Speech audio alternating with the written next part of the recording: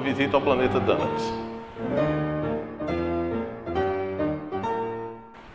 Antes de passar para o primeiro slide, eu queria falar um pouco da intenção dessa semana, que é a divulgação da matemática em vários sentidos, principalmente no sentido da pesquisa, que a pesquisa em matemática é uma atividade muito distante da sociedade. É uma atividade que não é estranho dizer que poucas pessoas conhecem o que está acontecendo na pesquisa em matemática.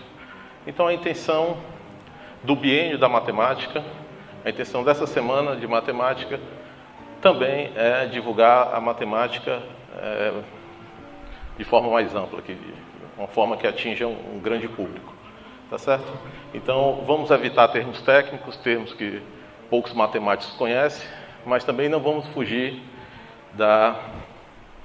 do rigor da matemática, porque para um matemático é difícil fugir do rigor da matemática. Então, vamos fazer uma coisa rigorosa, mas leve ao mesmo tempo. Essa é a intenção. Então, uma pergunta muito recorrente, o Jorge até apresentou essa pergunta hoje, na palestra dele, hoje pela manhã, o que é que um matemático faz? Outra pergunta muito recorrente, o Jorge também apresentou essa pergunta, ainda há matemática a se desenvolver? Ou toda a matemática já foi feita e o nosso trabalho agora é só ensinar o que já foi feito?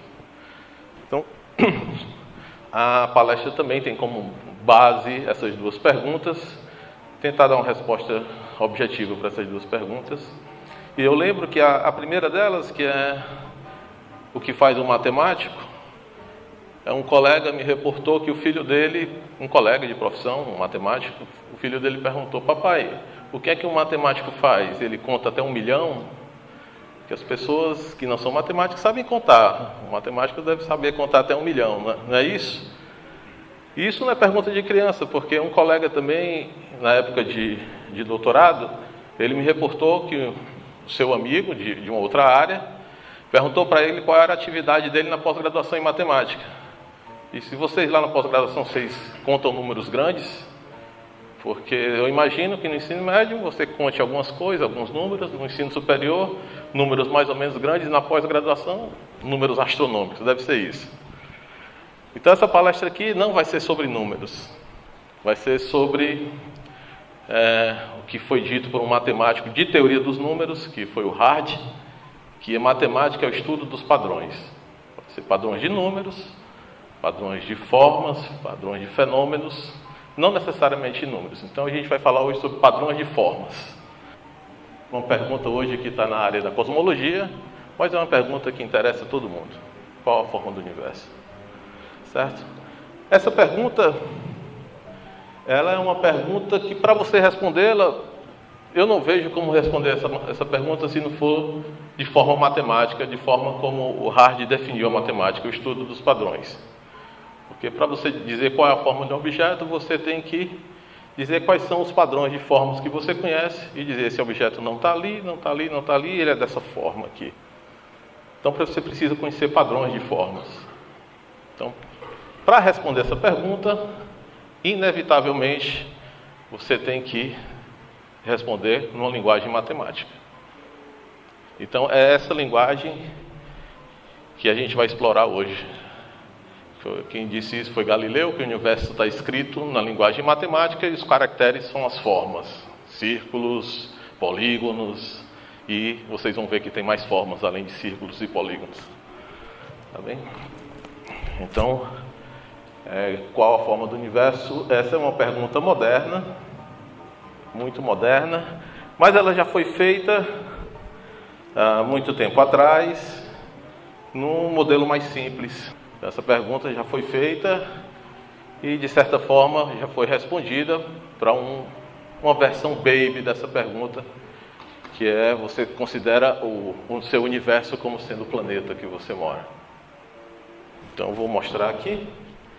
Quem respondeu essa pergunta na versão baby foi Eratóstenes. Eratóstenes, um cientista que viveu 300 anos antes de Cristo, na cidade de Alexandria. Na verdade, ele era o chefe da biblioteca de Alexandria. Então, era um homem dedicado a ciências em geral, não era só matemático. Quem estudou matemática, teoria dos números, acho que já ouviu falar em Eratóstenes, um homem que tinha os crivos para descobrir os primos, né? Crivos de Eratóstenes. Mas ele também era historiador, era astrônomo, era crítico de teatro, e tinha muitas outras atividades. Eratóstenes observou o seguinte: essas estacas aqui representam estacas em duas cidades. Ele observou que no solstício, no dia 21 de junho de um ano, não lembro, 300 anos antes de Cristo, o Sol incendia perpendicularmente na cidade de Sayene. Isso aqui vai representar a cidade de Sayene. O que é que significa isso? Significa que as torres não geravam sombra ao meio-dia na cidade de Sayene no dia 21 de junho. Só que ele não morava em Sayene. Eu acho que isso foi reportado para ele, que acontecia esse fenômeno. Ele morava em Alexandria. Em Alexandria, no dia 21 de junho, as torres geravam sombra. Mas em Sayene não. Isso despertou a curiosidade de Eratóstenes e ele partiu para um experimento, a partir da seguinte hipótese: a única forma de você ter sombra na cidade de Sayene e não ter na cidade de Alexandria, partindo do ponto que o Sol está muito distante e os raios solares incidem paralelamente no planeta Terra, é que haja uma curvatura para você sair de Sayene e chegar em Alexandria. Porque se você estiver na mesma linha aqui, se aqui não tem sombra, lá também não terá sombra. Então essa figura é a figura do modelo da Terra plana. Um modelo que, se você entrar no YouTube, tem muita discussão sobre isso. O discurso terraplanistas, né? Esse é o modelo da Terra plana. Então Eratóstenes percebeu que isso só pode acontecer se houver curvatura. Ou seja, aquela linha ela está mais curvada, essa estaca vai descer um pouco. Vou colocar assim. A estaca vai descer um pouco e vai gerar sombra a partir dos raios solares. Então, era essa a situação aqui. Cidade de Sayene, aqui. Cidade de Sayene, Alexandria, e teria que ter curvatura para que a incidência do Sol e do raio solar gerasse uma sombra na cidade. Uma sombra de fato substancial. Era uma baita sombra. Tá bem? Então, a partir dessa figura e da perspicácia de Eratóstenes, o que ele fez? Ele contratou um camarada para andar de Alexandria até a cidade de Sayene para computar essa distância aqui. O camarada andou, foi medindo a distância a passo. 1 passo, 1 metro, 2 passos. E computou 800 quilômetros. E essa informação foi arquivada por Eratóstenes. Usando uma geometria plana, que na época estava bem entendida, na época dos pitagóricos, de Euclides, né? Estava bem entendida, ele calculou esse ângulo, isso aqui ele calculou à mão, esse ângulo, e a partir desse ângulo aqui, ele conheceu o ângulo central. Ele fez a hipótese que a Terra era redonda, certo? Por observação de planetas, todos os planetas que ele via, todos os astros que ele via eram esféricos. Então, esse ângulo central aqui coincide com esse ângulo aqui, por aquele teoreminha da reta transversal que corta duas paralelas, ângulos alternos internos, né? Esses ângulos são iguais. Ele calculou esse ângulo à mão, tinha a informação desse arco, do comprimento do arco. Então, o ângulo calculado foi 7,2. Então, esse ângulo é 7,2. Para um ângulo de 7,2 gerar um arco de 800 quilômetros, esse perímetro aqui, a circunferência da Terra, tem que ser 40 mil quilômetros. Uma regra de 3. Então, Eratóstenes, de uma cajadada só, mostrou que a Terra não era plana e, diante da hipótese que a Terra era na forma esférica, calculou o comprimento da circunferência da Terra. 300 anos antes de Cristo, né? Então, eu vou me basear nesse experimento do Eratóstenes. Na verdade, não fui eu, isso foi uma pergunta que eu vi no fórum. um camarada fez, que parece ingênua, mas a pergunta do camarada foi: como o residente de um planeta consegue descobrir a forma do planeta sem ter imagens espaciais? Essa é a pergunta que está por trás da qual a forma do universo, porque a gente não pode recorrer à imagem exterior do universo para ter a forma do universo. Então, com esse modelinho aqui de Terra, de planeta, o camarada no fórum colocou a pergunta correta. Como é que eu posso reconhecer a forma de um planeta, sendo residente do planeta, sem ter imagens externas? Então, vamos lá. Para você dar essa resposta quais são as possíveis formas de planeta, você tem que ter um pensamento do hard de padrões. Então, quais são os padrões de formas que você admite? Quais são as possíveis formas de planeta? Essa é a primeira pergunta. Deixa eu ver aqui. Aí aqui eu não fujo do rigor da matemática, é inevitável, eu vou ter que apresentar uma definição. O que é que eu entendo por ter a mesma forma? Dois objetos têm a mesma forma, se existe uma correspondência entre eles, que preserva arcos contínuos. Por exemplo, para mim a caixa e a bola têm a mesma forma, porque eu posso obter uma da outra por movimentos de estica e puxa, que são os movimentos permitidos na topologia. Tá certo? Outro objeto que tem a mesma forma da bola, um tetraedro. Se eu coloco aqui uma entrada de ar no tetraedro e encho esse camarada aqui, ele vai ficando redondo, redondo, redondo, redondo, redondo.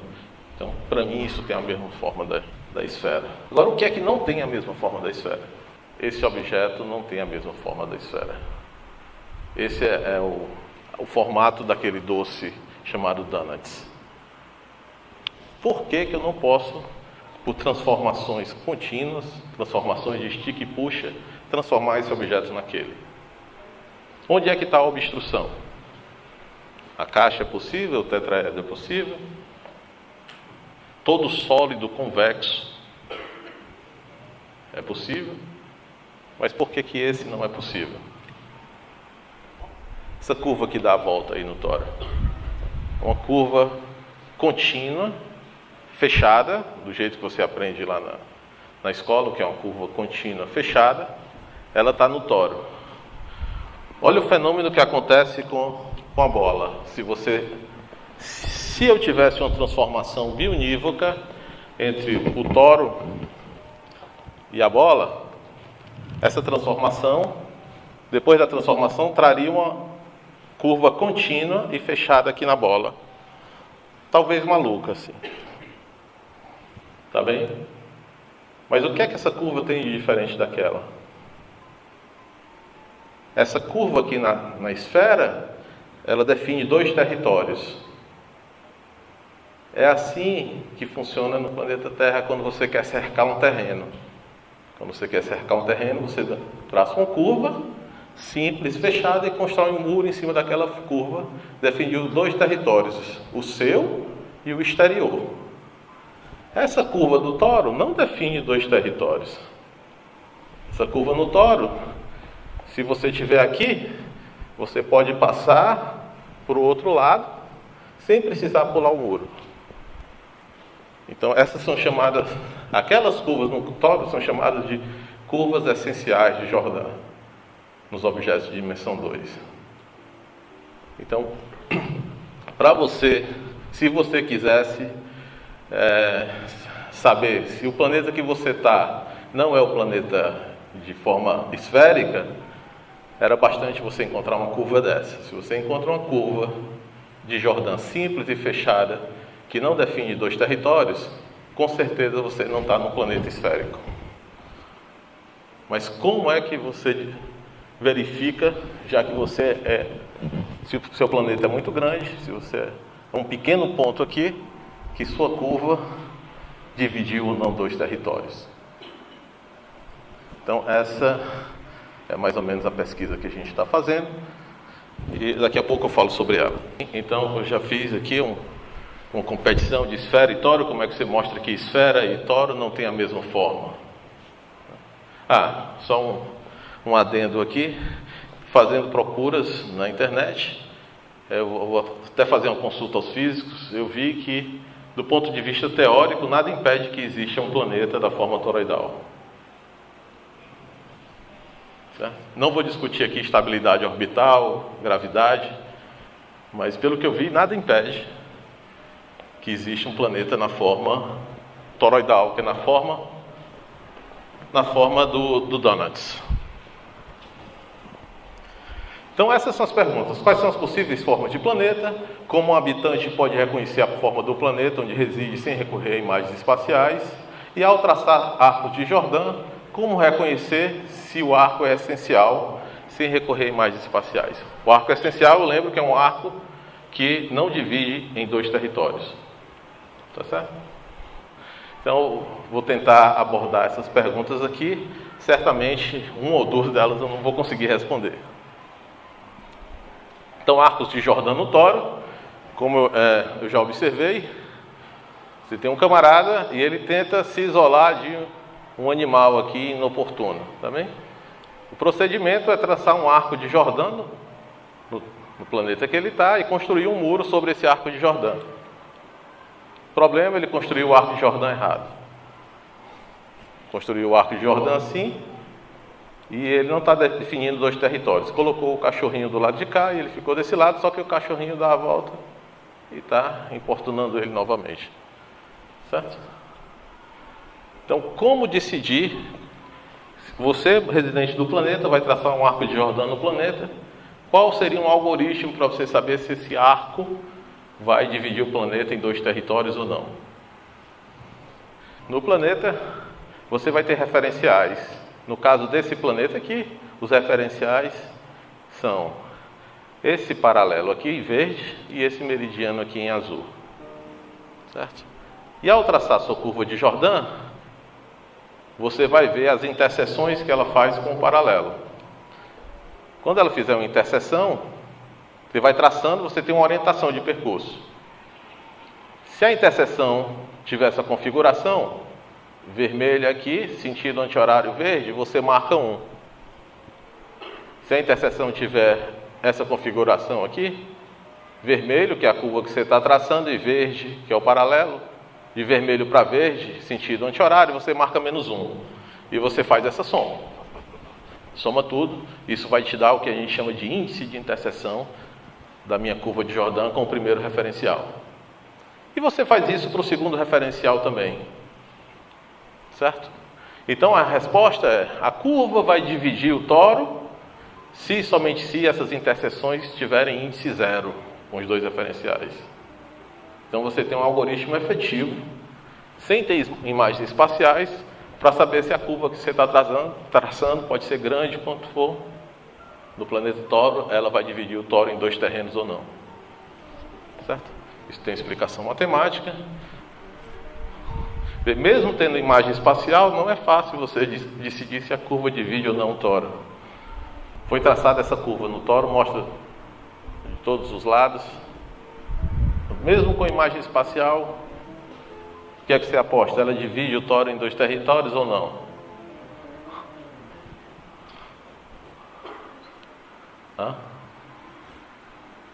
Mesmo com imagem espacial, não divide? Não. Essa curva eu conheço, essa aí divide em dois territórios. Mas mesmo com imagem é difícil, mas o algoritmo ele é efetivo. Tá certo? Bom, sobre formas do planeta, está bem. Então a gente já viu aqui uma competição, esfera, planeta Donuts, mas e sobre as outras formas de planetas? Então a resposta para essa pergunta, na verdade, ela nasceu muito antes da pergunta. Fórmulas de Euler. Acho que a maioria aqui conhece a fórmula de Euler para poliedros. O estudo dos poliedros já foi feito desde Platão, os poliedros de Platão, e sem ser conhecida essa fórmula, que é conhecida como fórmula de Euler. Dado um poliedro, você pode contar o número de vértices do poliedro, número de arestas, que está aqui representado por A, e número de faces, que está representado por F. Por exemplo, esse tetaedro, você tem um vértice, 2, 3, 4 vértices. Tem uma aresta, que é essa linha, 2 arestas, 3 arestas, 4, 5. E tem uma face, 2, 3, 4. Então, 4, desculpa, quantas arestas? 1, 2, 3, 4, 5, 6, Então tem 4 vértices, 6 arestas e 4 faces. 4 mais 4, 8, menos 6, 2. Esse cubo aqui tem 1, 2, 3, 4 vértices, mais 4 embaixo, 8. Arestas, 1, 2, 3, 4, mais 4 em cima, mais 4 embaixo, 12. E faces, 1, 2, 3, 4, 5, 6. Então foram quantos vértices? 8 menos 12 dá menos 4, mais 6 deu 2. Então, uma fórmula de Euler para poliedros, tá bem? Uma historinha sobre essa fórmula aqui. Euler achou essa fórmula tão natural que ele escreveu uma carta para o Goldbach dizendo que estava surpreso de ninguém ter encontrado essa fórmula antes. Platão estudou sobre isso aqui. Arquimedes, Kepler, Descartes chegou perto, mas ele estava surpreso que ninguém tinha apontado a existência dessa fórmula. Na verdade, essa fórmula ela deu origem a uma linha de pesquisa em matemática chamada topologia algébrica, que a gente vai ver já.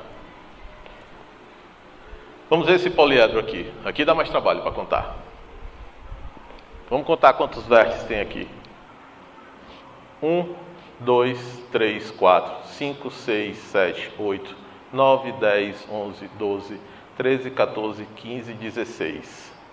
Tem 16 embaixo, né? 16 em cima, 16 embaixo, 32 vértices. Vamos contar arestas. 1, 2, 3, 4, 5, 6, 7, 8, 9, 10, 11, 12, 13, 14, 15, 16, 17, 18, 19, 20, 21, 22, 23, 24. 24 em cima, 24 embaixo, 48. Mais 4 aqui. 52, né? 52. E tem mais essas laterais aqui. 1, 2, 3, 4, 5, 6, 7, 8, 9, 10, 11, 12. 52 com 12, 64. 64 arestas. E quantas faces? 1, 2, 3, 4, 5, 6, 7, 8 em cima, 8 embaixo, 12 na lateral e 4 aqui. 8 em cima e 8 embaixo, 16. 12 nas laterais, mais 4 aqui, 16 também. 16 mais 16, 32. 32 faces. E a fórmula de Euler, pá, 0. O que aconteceu? A fórmula de Euler está errada? Será que foi por isso que ninguém tinha percebido a fórmula de Euler, que na verdade ela está errada? Alguém tem um palpite? Por causa do buraco? Você sabe definir o que é um buraco matematicamente?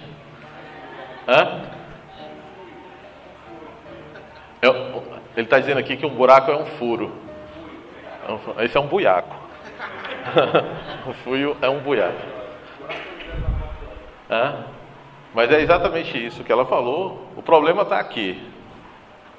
Quem foi que deu uma prova definitiva do teorema de Euler sobre a validade da fórmula e criou a área chamada topologia algébrica, que foi Poincaré.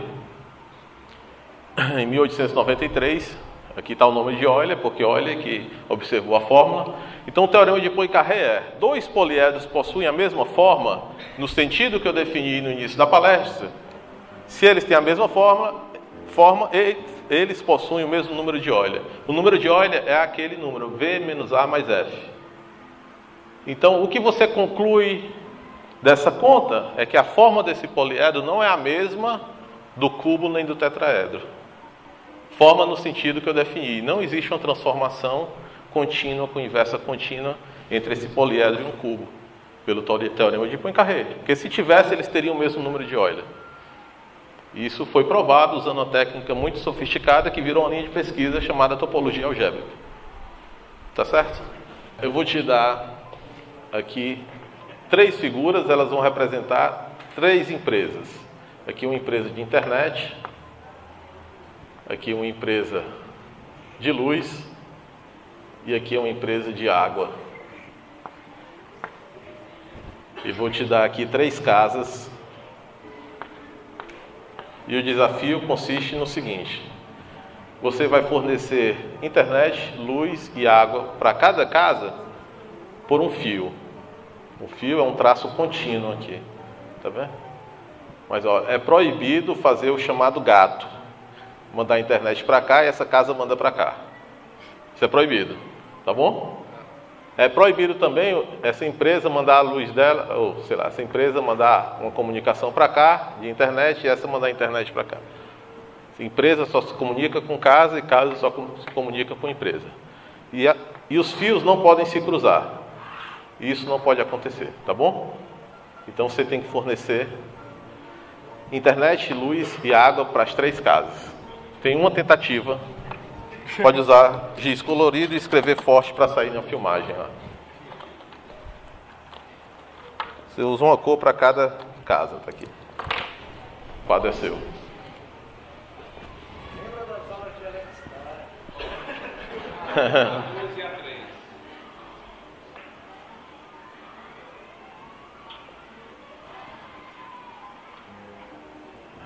Você já tem internet, já.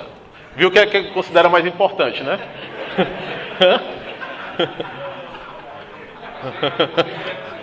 O que é que ele considera mais importante aí?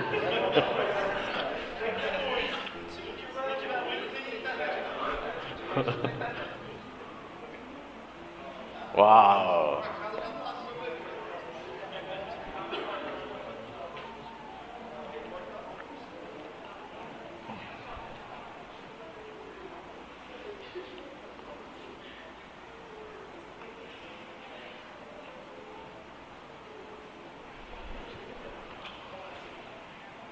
Uau, será que eu vou perder minha sacola de chocolates?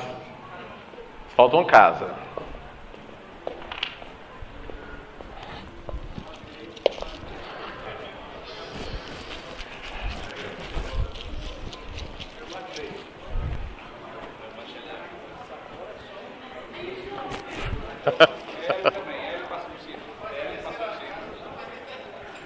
Tá faltando só internet para a terceira casa?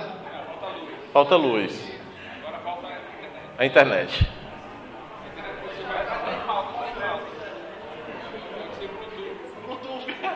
Bluetooth. Então desistiu?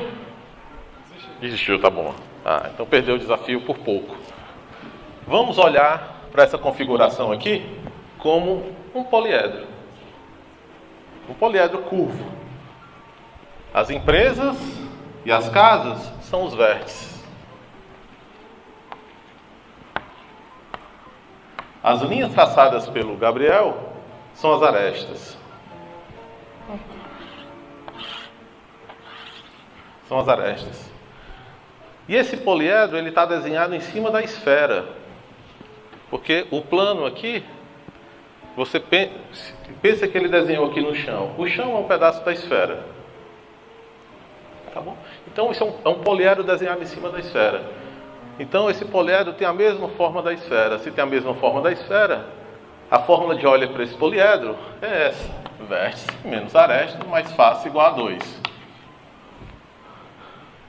Se ele conseguisse arranjar a configuração que eu pedi. Agora vamos ver que isso vai violar, quer dizer, a suposição da configuração que eu pedi sendo realizada viola essa fórmula de Euler. Então, na verdade, ele nunca vai conseguir realizar a minha configuração. Vamos ver. O meu poliedro tem quantos vértices de saída? 3 aqui e 3 aqui. Tem 9. Quantas arestas? Se ele realizou... Ah, desculpa. Fiz foi multiplicar, né? 6. Matemática não é número mesmo, não, definitivamente. Vamos lá. Quantas arestas? Se ele tiver conseguido realizar, a quantidade de arestas é, de cada casa partem 3 tubulações. Então, 3 da primeira, 3 da segunda, 3 da terceira, 9. Se a fórmula de Euler vale, então o número de faces tem que ser quanto? 6 menos 9 mais face dando 2. Face tem que ser 5. Certo? Agora vamos ver por que a gente vai encontrar uma contradição nesses números. O que é uma face? Uma face é uma região, aqui na figura do Gabriel, limitada pelas linhas que ligam as casas às empresas. Então, para definir cada face, pelas regras estabelecidas, você vai precisar de pelo menos 4 arestas. Você não vai poder definir uma face assim. Empresa ligou para casa, casa ligou para a empresa ligou para a empresa, porque isso aqui não foi permitido nas regras. Nem vai poder fazer o contrário. Mesma empresa ligou para uma casa, mesma empresa ligou para outra casa, e essa casa ligou para essa. Então, para definir uma região ou uma face, você vai precisar de 4 arestas, pelo menos. Então, eu vou separar esse número aqui, que eu vou chamar de grau da região. Um grau da região tem pelo menos 4 arestas, para qualquer região. Se eu somar todos esses graus, soma de todos,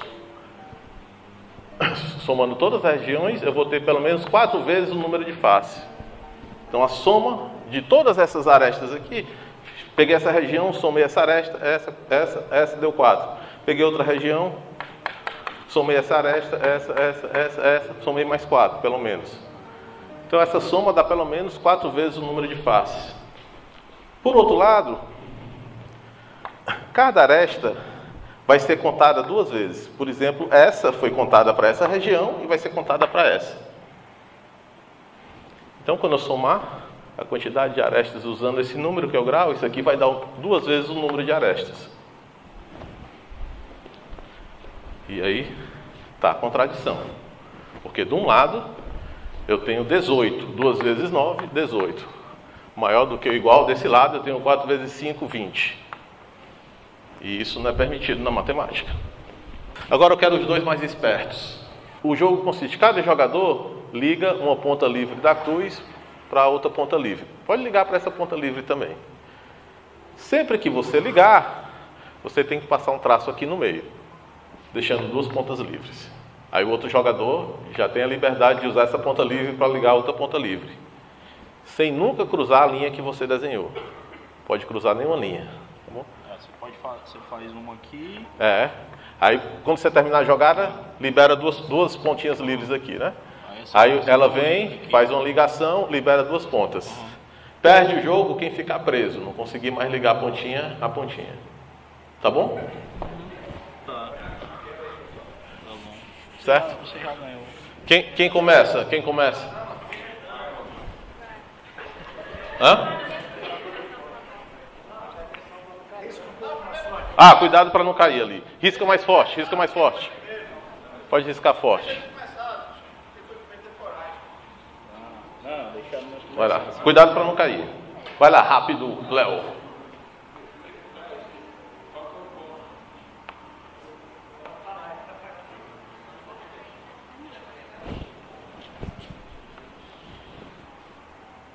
O traço, você não fez o traço.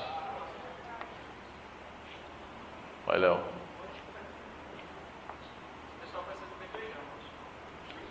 Um traço forte.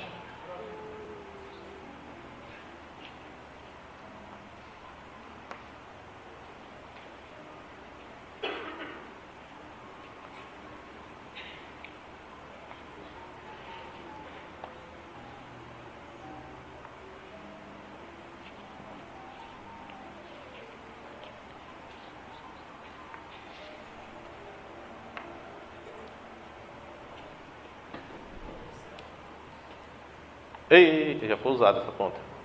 Não pode repetir, né?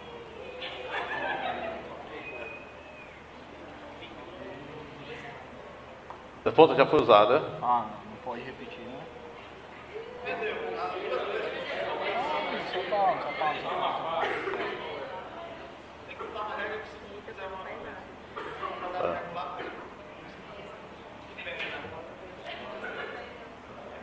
Vai, meu irmão, quer cair. Eu vou pegar os chocolates que eu já sei quem ganhou e quem perdeu.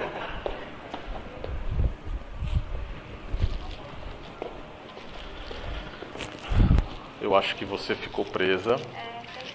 Muito obrigado pela participação. Tá bom? E você ganhou 2. Eu vou dizer por que eu sabia quem ia ganhar e quem ia perder. Vamos lá. Eu quero saber quantos movimentos esse jogo tem. Quantidade de movimentos eu vou chamar de M. Esse jogo eu posso ver como um grafo. Aqui um vértice, outro vértice, outro vértice, outro vértice, outro vértice, outro vértice. Certo? Esses cruzamentos são vértices. Como eu estou no plano, vértice menos aresta mais face, igual a 2, considerando a face externa. Agora, o jogo começou assim. O jogo começou com quantos vértices? Com 2. E cada movimento, você criava mais um vértice. Mais outro movimento, criava mais um vértice. Ao final, a quantidade de vértices é 2 mais a quantidade de movimentos. De acordo? Tá certo? Quantidade de arestas. Quantidade de arestas. Aresta é uma linha que liga 2 vértices. Então as arestas são criadas a partir dos movimentos. Cada movimento, você parte no meio e cria 2 arestas. Então quantidade de arestas, 2 vezes a quantidade de movimentos. E a quantidade de faces? A quantidade de faces, olha, que é a quantidade de pontas livres ao final do jogo. Uma ponta livre, uma face. Uma ponta livre, outra face. Uma ponta livre, outra face. Uma ponta livre, outra face. Ponta livre, face. É a face externa, essa ponta livre. E vamos ver quantas pontas livres tem o jogo. Quando você começa o jogo, ele tem quantas pontas livres? 4. Aí você faz a primeira jogada. Mata 2 e cria 2. São 8, né? Desculpa, são 8. 1, 2, 3, 4, 5, 6, 7, 8. Então você matou 2 e criou 2. Faz outra jogada. Mata 2 e cria 2. Então ao final você vai ter quantas faces? 8. Então diante desses números, quantos movimentos você tem? V menos aresta mais face igual a 2.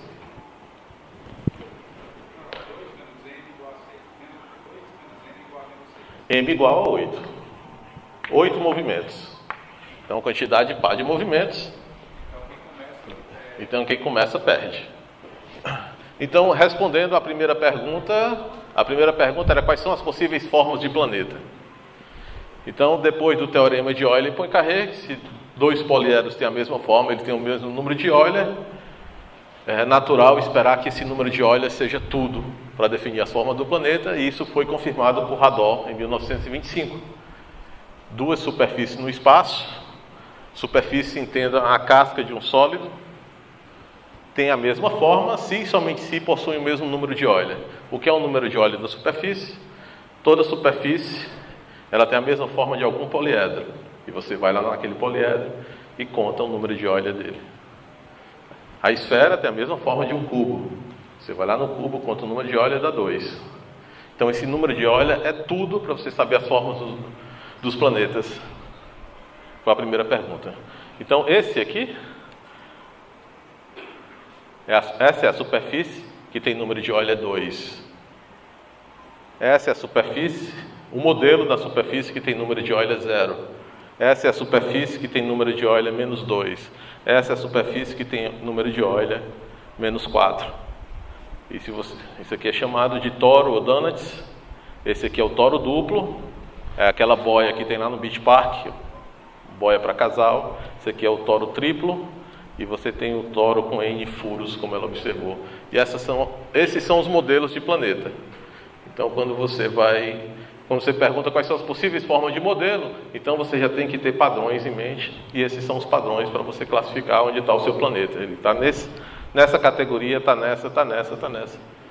Bem, o que é feito de pesquisa hoje em torno da pergunta qual a forma do universo, é que ainda não tem os padrões de formas para o universo.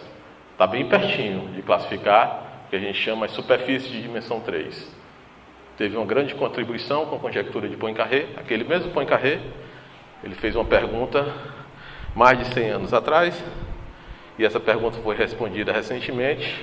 Essa resposta foi dada por um russo chamado Perelman. Ela contribuiu para essa pergunta no sentido de definir os padrões que você espera de forma para o universo. Esse russo, ele tinha a possibilidade de receber $1 milhão por ter respondido essa pergunta, não quis.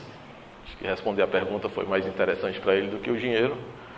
Então, essa era a minha ideia da palestra de hoje, falar um pouquinho de topologia e o que há de matemática para se fazer hoje de forma relevante. Obrigado pela atenção.